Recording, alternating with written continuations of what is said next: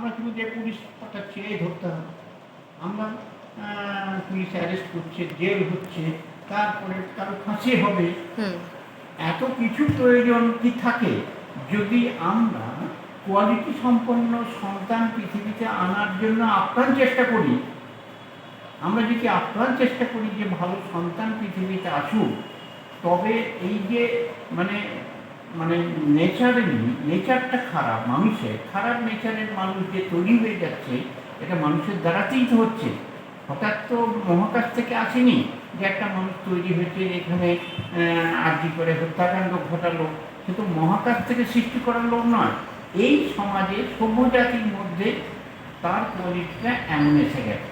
সেই রকম খারাপ কোয়ালিটির সন্তান পৃথিবীতে যাতে না আসে, তার জন্য একটা আপ্রাণ চেষ্টা আমাদের থাকতে হবে যে আমাদের যেমন একটা সন্তান দেবে যেন বিকলাঙ্গ না হয়, এটাও বিকলাঙ্গের একটা রূট, তার অঙ্গের একটা ত্রুটি তার ভিতরে রয়ে গেছে, যেটা প্রকাশ পায় তার কর্মের মধ্যে।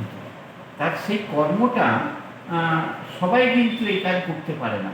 যদি তার কোয়ালিটি ডাউন না থাকে, তার জেনেটিক্যাল ত্রুটি যদি না থাকে, তবে সব মানুষ কিন্তু এইরকম রেপ করা, খুন করা, এরকম কাজ সবাই করতে পারে না।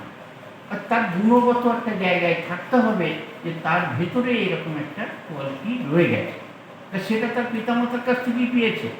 সেই জায়গাটা আমাদের ভাবতে হবে যে সত্যি করে থ্যালাসেমিয়া নয়, যে কোনো অসমাপ্ত সন্তান পৃথিবীতে আসতে যাতে না পারে, তার জন্য বিজ্ঞানটা আমাদের ব্যবহার করা খুব জরুরি। বিজ্ঞানটা আমাদের ব্যবহার করা খুব জরুরি। যদি আমরা মনে করি যে এই মনুষ্যত্ব আজকে এই ইরানে বোম পড়ছে, আমেরিকা যুদ্ধে অংশগ্রহণ করছে, বলে দিয়ে যে হ্যাঁ উড়িয়ে দাও, তাহলে যেখানে ইসরায়েল ইরান এই মধ্যপ্রাচ্যে যে তেলের যে সংকট শুরু হয়ে যাচ্ছে, কিসের জন্য? শুদ্ধ মানুষের কোয়ালিটি ডাউন। সবাই তো যুদ্ধ করতে যাচ্ছে না, কিন্তু কোনো একটা লোক, কোনো এক ব্যক্তি যুদ্ধের সূচনা করছে, তাহলে তার এই প্রবৃত্তিগত খারাপ দিকটা তার মধ্যে রয়ে গেছে, তাই সে যুদ্ধবাজ হিসাবে চিহ্নিত হচ্ছে। তাহলে তার মানে কুকর্মের যে ফল সারা পৃথিবীর লোক আজকে তাকে দিতে হবে যে খেঁচা। কেন? তাহলে মানুষ যদি পিতামাতা যদি আগে থাকতে সজাগ থাকে যে এরকম কুলাঙ্গার সন্তান যেন আমাদের পরিবারে না জন্মায়, তার জন্য আমাদের একটা আপ্রাণ চেষ্টা চালাতে হবে যে ভালো সন্তানকে আমরা পৃথিবীতে আনব, আর খারাপ সন্তানকে আমরা পৃথিবীতে আসতে দেব না।